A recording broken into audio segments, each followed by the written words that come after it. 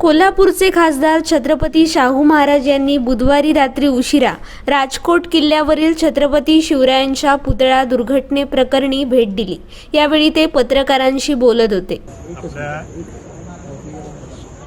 इतिहासात अशी घटना जिथं छत्रपती शिवाजी महाराजांचा पुतळा कोसळला अशी कुठंच घटना घडलेली नाही। ही दुःखद घटना झाली आहे, सर्वांसाठी झाली आहे।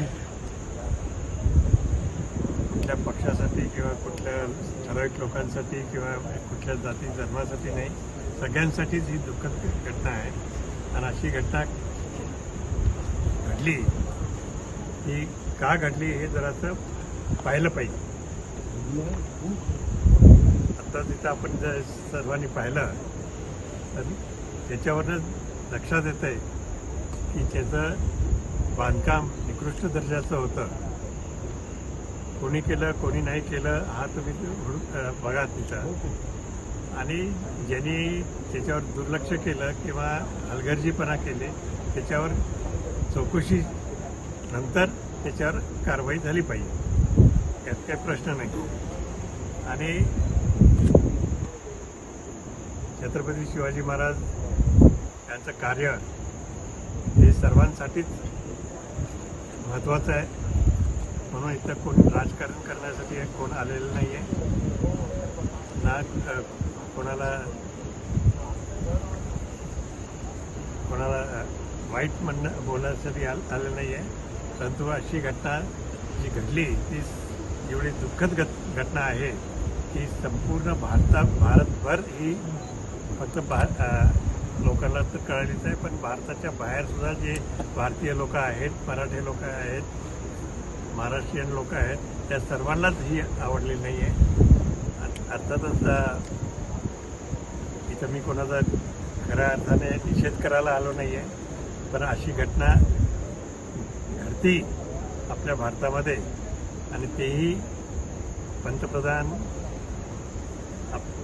यांनी हा पुतळा 8 महिन्याच्या आधीच त्याचं अनावरण केलं होतं। आणि असं लक्षात येतं आहे की जी घाई गडबडी जी केलं ते नको करायला पाहिजे होतं। पूर्णपणे त्याचं लक्ष त्याच्यावर घेऊन करून घेतलं पाहिजे होतं। दर्जेदार कॉन्ट्रॅक्टरकडनं करून घ्यायला पाहिजे होतं। आणि एकंदरीतच आपल्या नेव्हीला सुद्धा इथं दोष देऊन काही उपयोग नाही आहे, त्यांच्या हातात काही नव्हतं। आणि एकंदरीत जर पाहिलं तर ज्यांनी हे बांधकामामध्ये त्यांचा सहभाग आहे ते आपल्याला माहीतच आहेत कोण कोण आहेत। त्या सर्वांनाच याचा मोठी व्यवस्थित चौकशी झाली पाहिजे। चौकशीच्या नंतर जे काय आपल्याला कार्य करायचं असेल किंवा कोणावर ॲक्शन घ्यायची असेल ते घेऊ शकतात आणि घेतलीच पाहिजे ॲक्शन। कारण असं परत कोणी जनतेला फसू नये, शासनालाही फसू नये असं आम्हाला वाटतं आहे। आणि अशी ह्या घटनेने जी वेदना सगळ्यांमध्ये झालेली आहे ती लवकर दूर होणार नाही। आणि याचा असर फक्त भारतातच नाही पण संपूर्ण भारतामध्ये आणि मी आता सांगितल्याप्रमाणे इतर ठिकाणी सुद्धा होणार आहे। मराठी माणसांना सुद्धा हे फार वाईट वाटलेलं आहे आणि त्यांच्या दृष्टिकोनातून आणि सर्वांच्या दृष्टिकोनातून अशी घटना परत घडू नये याचे पावलं उचलले पाहिजे। आणखीन जे काय याच्यावर भ्रष्टाचार वगैरे अशी गोष्टी झाल्या असतील असं आपण समजूया, ते उठून काढले पाहिजे। कारण हे ज्या क्वालिटीचं कन्स्ट्रक्शन इथं झालेलं आहे ते आता दिसूनच येतं आहे की तिथं ज्या ते हा कोसळला त्या तिथे बरोबर झालेलं नाही हे सिद्धच झालेलं आहे। आणि कोणी म्हणतं हा सिद्धच झालेला आहे आणि कोणी म्हणतं हवेमुळे झालं आहे। हवेमुळे इथं होत नाही, कारण इथं तेवढी जोरात हवासुद्धा चालली नव्हती या 4-5 दिवसामध्ये। आणि अशा तऱ्हेने आता पुतळा कोसळणं तेही छत्रपती शिवाजी महाराजचा ही दुर्घटना कोणी सहन करू शकणार नाही. महाराज आज खरं तर एकूणच महाराष्ट्रामध्ये शिवाजी महाराजांचं नाव घेऊन प्रत्येक पक्ष आपली सुरुवात करतो.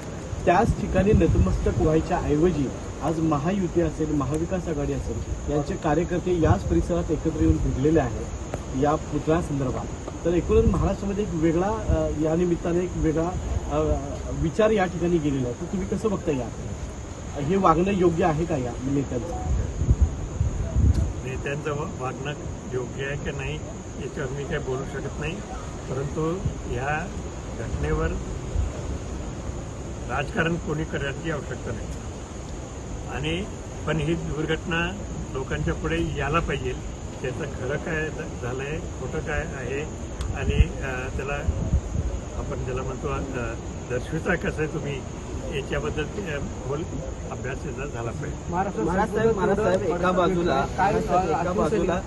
बाजूला सार्वजनिक बांधकाम विभाग नेहमीकडे हे सगळं बोर्ड दाखवते, दुसऱ्या बाजूला तुम्ही आज पाहणी करताय. खरं तर तुम्ही खासदार म्हणून नाही तर छत्रपती घराण्याचे सदस्य म्हणून या ठिकाणी आलात. अशा वेळेला सार्वजनिक बांधकाम विभागाचे अधिकारी इथं असणं अपेक्षित होतं, मात्र ते देखील दिसत नाही. म्हणजे कुठंतरी गांभीर्य अजूनही कळत नाही आहे का सार्वजनिक विभागाला या सगळ्या? नाही, कदाचित त्यांच्याकडं त्यांना कळालं नसेल. कदाचित मी म्हणतोय की मी इथंही येणार आहे आणि पाहणी करणार आहे, आणि दुपारी निघालो मी, संध्याकाळी आलो.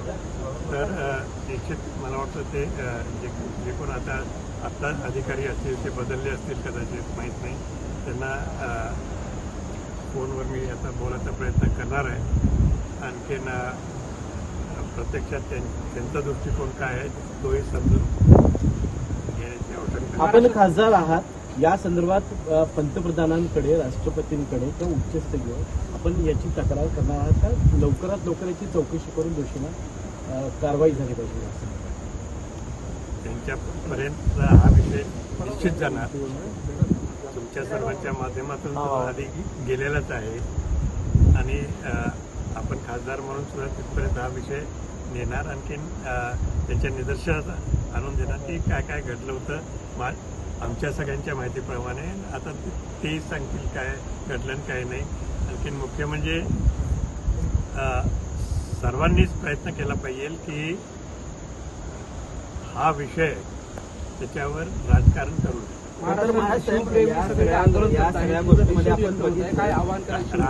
राजकारणचा विषय म्हणजे काय की जी चूक झाली आहे त्याच्यावर कारवाई तर झालीच पाहिजे. ज्यांनी मार्गदर्शन केलं असेल की लवकर करा वगैरे, आणि किती लवकर करा वगैरे, हे जे प्रश्न आहेत त्याच्यामुळे त्यांच्याही हातात एखादं राहिलं आहे का नाही राहिलं आहे हेही माहीत नाही आपल्याला. पण जे काय मटेरियल वापरलेलं आहे ते बाहेर पडलेल्यापैकी काही दिसतंय, त्याच्यावरून असं लक्षात येतं की मटेरियल सुद्धा चांगल्या दर्जाचं वापरलं गेलं नाही, हे क्लिअर आहे.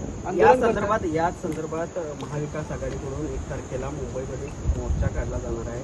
एक खासदार म्हणून किंवा छत्रपती घराण्यातील एक सदस्य म्हणून आपण या सगळ्या मोर्चाला उपस्थित असणार आहात का मुंबईमध्ये?